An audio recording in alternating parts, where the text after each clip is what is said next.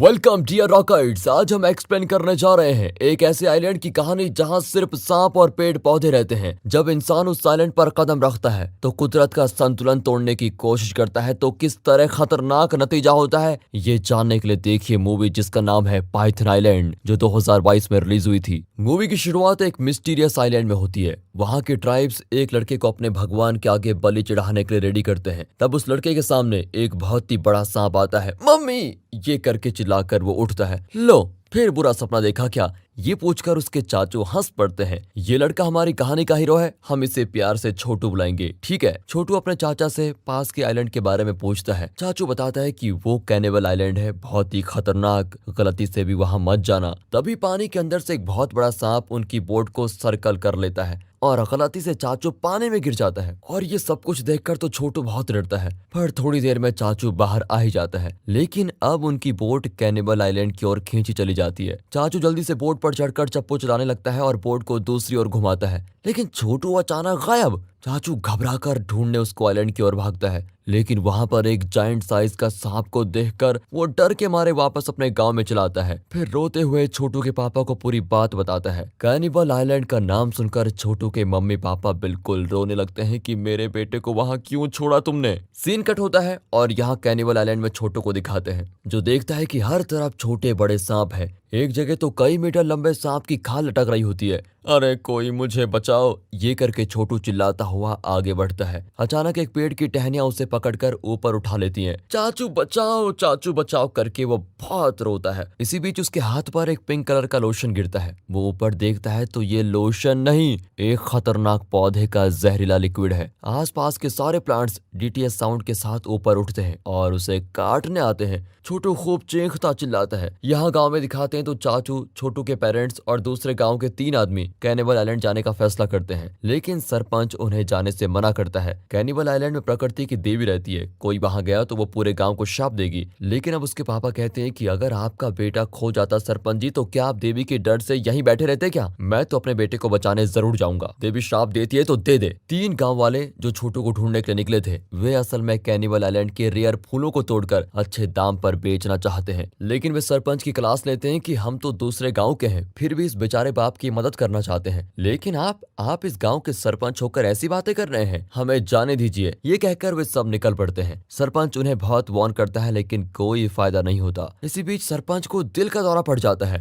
अब ये लोग कैनिबल आइलैंड पहुंचकर छोटू को ढूंढने लगते हैं। कहाँ गया मेरा बेटा, कहाँ गया? अंधेरा हो जाता है और अब ये 3 आदमी छोटू को ढूंढने के बजाय रेयर फ्लावर्स को ढूंढने लग जाते हैं। एक आदमी सांप का अंडा ले आता है। ओ ये सांप का अंडा है, मुर्गी का नहीं, समझे? फेंको उसे और उस बड़े लाल फूल को ढूंढ के लेके आओ, समझे? अपने साथियों की बात मानकर वो आदमी लाल फूल वाले पौधे को काटने जाता है और तभी एक बहुत बड़ा और खतरनाक सांप उसकी ओर आता है। वो सांप को अटैक करने जाता है, लेकिन सांप उसे बिस्तर की तरह रोल करके ऐसे मार डालता है कि वो समझ ही नहीं पाता मेरे साथ हो क्या रहा है। बाकी 2 आदमी छोटू के पेरेंट्स के साथ मिलकर उसे ढूंढने लग जाते हैं। छोटू की माँ को उसका एक शू मिलता है। अचानक कई पेड़ों की जड़ उन्हें पकड़कर खींचते हैं और वे एक अंडरग्राउंड गुफा में जाकर गिरते हैं। वहां इंसानों को बलि चढ़ाने के लिए एक चबूतरा रखा होता है। तभी उन्हें छोटू की चीख सुनाई देती है और वे तेजी से भाग कर जाते हैं। फिर वे जल्दी से छोटू को टहनियों के चुंगल से छुड़ा लेते हैं। 2 गांव वाले एक अजीब पौधे के पास जाते हैं। वहां कई स्केलेटन्स पड़े होते हैं। अरे ये तो इंसान को खाने वाला पौधा है, चलो इसे उठा के लेके जाते हैं। पर इससे पहले कि वे ऐसी कोई बेवकूफी करते, स्केलेटन्स के बीच से कई सांप निकलते हैं। सभी घबराकर टहनियों को पकड़कर ऊपर चढ़ने लग जाते हैं। एक गांव वाला सांप उससे लड़ रहा होता है। वो गलती से सांप के कुछ अंडे नीचे गिरा देता है। एक अंडा टूटा नहीं होता। छोटू जल्दी से उठाकर उस अंडे को उठा लेता है। इतने में एक बड़ा सांप एक गांव वाले को खा जाता है। अब इकलौता गांव वाला इन्हें डांटता है कि तुम्हारी वजह से मेरा साथी मर गया, तुम्हारा बेटा तो बच गया, लेकिन मेरे फ्रेंड्स के परिवार को मैं क्या जवाब दूंगा? वो ये मानने को तैयारी नहीं है कि वो अपने लालच की वजह से यहाँ पर आया था। अचानक छोटू की मम्मी और गांव वाला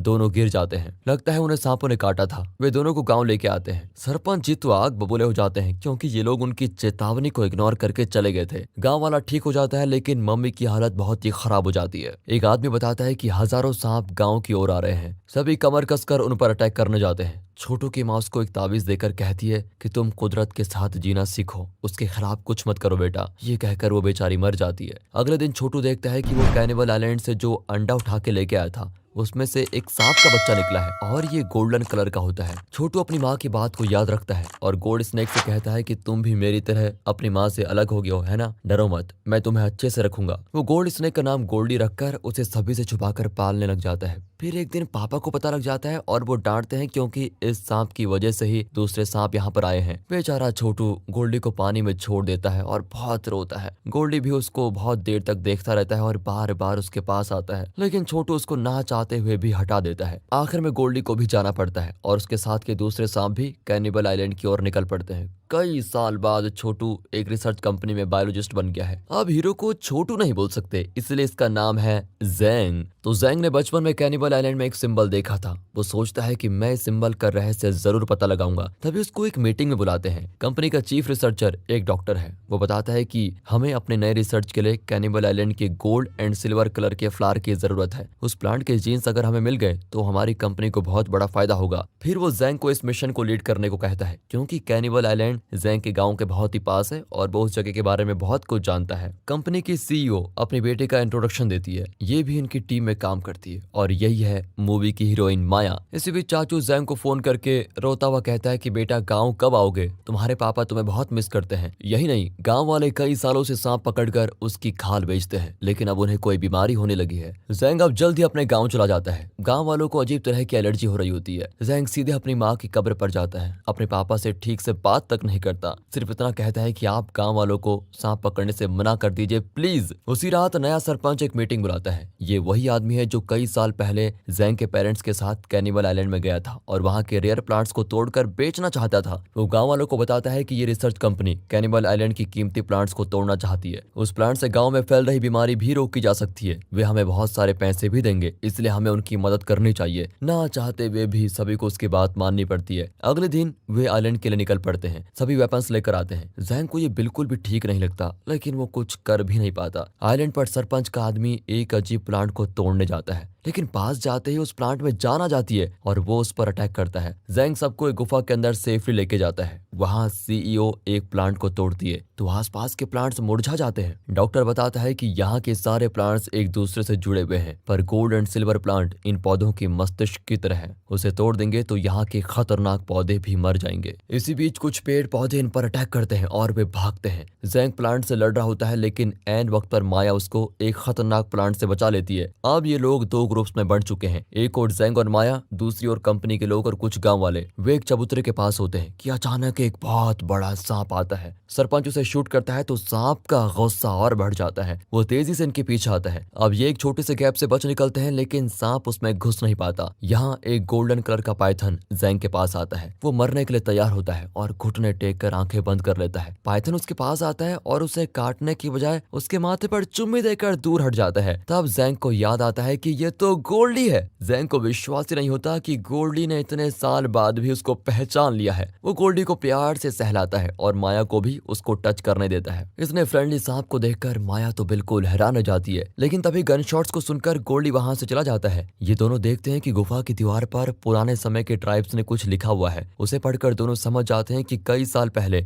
यहाँ आसमान से एक पत्थर यानी मेट्रोइड गिरा था। उससे बहुत ज्यादा शक्तियां रिलीज हुई। उन्हीं शक्तियों ने यहाँ के प्लांट्स में जान डाल दी। उस घटना के बाद यहाँ के प्लांट्स और सांप एक होकर रहने लगे। लेकिन उस ट्राइब के लोगों का क्या हुआ, इसका अब तक कुछ पता नहीं चला। यहाँ सीईओ का group gold and silver plants को देख लेता है। सीईओ उसको टच करने जाती है, लेकिन सरपंच उसको मना करता है क्योंकि वो खतरनाक हो सकता है। लेकिन सीईओ लालच के मारे उस प्लांट्स को टच कर ही देती है। फिर क्या था, वो प्लांट जिंदा हो जाता है और अपनी शक्तियां फैलाने लगता है। इतने में वो जायंट सांप भी आ जाता है। सरपंच फिर उसे शूट करता है और वे सभी भाग जाते हैं। सरपंच अब अपने एक आदमी को सांप के पास धकेल देता है ताकि वो खुद बच जाए। एक जगह वे जैंग और माया को देख लेते हैं। माया अपनी माँ को गोल्ड पाइथन के बारे में बता देती है। अब सीईओ गोल्ड पाइथन को भी पकड़कर बेचना चाहती है। वो सरपंच को एक मोटी रकम देने का प्रॉमिस करती है, बस तुम हमें उस गोल्ड पाइथन के पास लेके जाओ। आखिर वे गोल्ड पाइथन को देख लेते हैं, पर वो तो जायंट सांप के घाव को ठीक कर रहा होता है। गोल्डी के स्किन से गोल्ड एंड सिल्वर कलर के फ्लेक्स निकालकर जायंट सांप के घाव भर रहे होते हैं। अब तो सीईओ ठान लेती है कि गोल्डी को किसी भी तरह पकड़कर अपने साथ लेके जाना है। माया उसे समझाती है कि पाइथन को मत पकड़ो, हमें हमें सिर्फ गोल्ड एंड सिल्वर प्लांट से मतलब है,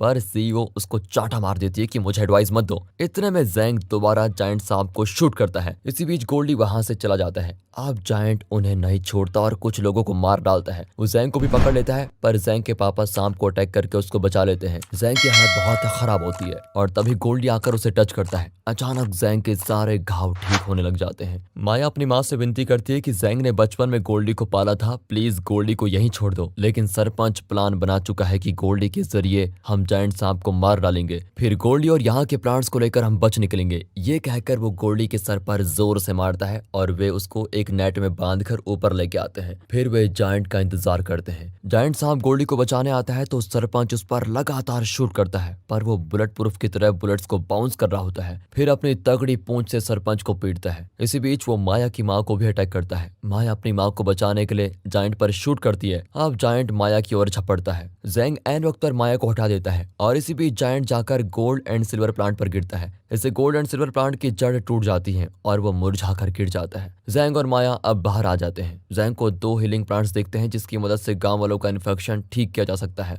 वो इन प्लांट्स को सीक्रेटली उठाकर रख लेता है। इतने में बाकी लोग बाहर आ जाते हैं। सरपंच ने सुना है कि इस गोल्डन कलर पाइथन का खून पीने से इंसान कई 100 साल जिंदा रह पाते हैं। वो गोल्डी को काटने जाता है पर जैंग उसको रोक लेता है और फिर सरपंच उसको मारने पे उतर आता है। अचानक गोल्डी नेट फाड़कर बाहर आता है और सरपंच को काट लेता है। उसका जहर सरपंच के अंदर उतरता है और वो बेहोश। गोल्डी भी नीचे गिरता है। सरपंच मरने वाला है लेकिन जैंग नहीं चाहता कि किसी की भी जान जाए। वो झट से हीलिंग प्लांट्स में से एक को निकालता है जो उसने गांव वालों के इलाज के लिए तोड़ा था। सरपंच उसको खाकर ठीक हो जाता है, लेकिन वो दोबारा जैंग से लड़ने लगता है। गोल्डी अब कमजोर हो गया है लेकिन फिर भी वो जैंग को बचाने के लिए सरपंच को काटता है, पर इस बार सरपंच सांप को ही काटकर उसका थोड़ा खून पी लेता है। मतलब अब वो कई साल तक जिंदा रहेगा। लेकिन जैंग को गुफा के अंदर पुरातन ट्राइब्स की लिखाई याद आती है। उसमें लिखा था कि हमने सांपों को काटकर खाया था, तो इस आइलैंड के सांपों को काटने की वजह से ही उस ट्राइब के सारे लोग मर गए थे। अब सरपंच का भी वही हाल होता है। उसे दौरे पड़ते हैं लेकिन फिर भी वो जैंग को नहीं छोड़ता। एक्चुअल में हुआ ये था कि जब मेटेरोइड गिरा तो यहाँ के कुछ सांपों के अंदर कई 100 साल जिंदा रहने की शक्ति आ गई और प्लांट्स में भी जान आ गई। लेकिन ट्राइब्स ने सोचा कि प्लांट्स को खाने की वजह से सांपों में ये शक्ति आई है, अगर हम सांपों को खाएंगे तो हम भी हमेशा जिंदा रह पाएंगे। इसलिए उन लोगों ने सांपों को खाना शुरू किया, लेकिन पासा ही पलट गया और उन्हें खतरनाक दौरे पड़े। इस तरह सब के सब मारे गए थे। दूसरी ओर गोल्ड एंड सिल्वर प्लांट्स के मुरझा जाने के बाद आइलैंड के सारे पेड़ पौधे भी मुरझाकर गिरने लगते हैं। सीईओ माया को लेकर भाग जाना चाहती है लेकिन माया जैंग को छोड़कर नहीं जाएगी। वो सरपंच पर एम करती है लेकिन उसका निशाना चूक जाता है। अब सरपंच गन छीन लेता है और जैंग को शूट करने जाता है। तभी जायंट सांप उसको निकलकर जमीन के अंदर चला जाता है। ये आइलैंड अब मिटने को आ गया है। सारे पेड़ पौधे नष्ट हो चुके हैं। जैंग और माया बचकर भागते हैं और गोल्डी उन्हें सेफली बोट तक पहुंचा देता है, लेकिन वो बहुत ही घायल है और आगे नहीं बढ़ पाता। अब जैंग दूसरा हीलिंग प्लांट्स उसको देने जाता है। सीईओ कहती है कि इस प्लांट से हमारी कंपनी को बहुत फायदा होगा, उसे इस पाइथन पर वेस्ट मत करो। जैंग उसे जवाब देता है कि मुझे लगता है गोल्डी इंसान है और आप सांप हैं। ये कहकर वो गोल्डी को हीलिंग प्लांट्स देता है। उसको खाकर गोल्डी बिल्कुल ठीक। फिर वे आइलैंड से चले जाते हैं। गोल्डी दूर तक जैंग को देखता ही रहता है। गांव में आकर जैंग अपने तरीके से गांव वालों के इन्फेक्शन की दवाई बनाता है। लोग धीरे धीरे ठीक होने लग जाते हैं। लास्ट सीन में दिखाते हैं कि माया जैंग से मिलने गांव में आती है और इसी के साथ दोस्तों ये मूवी यहाँ पर खत्म हो जाती है। तो दोस्तों कैसी लगी आपको ये मूवी? अगर वीडियो अच्छी लगी हो, स्टोरी अच्छी लगी हो, एक्सप्लेनेशन अच्छा लगा हो तो इसे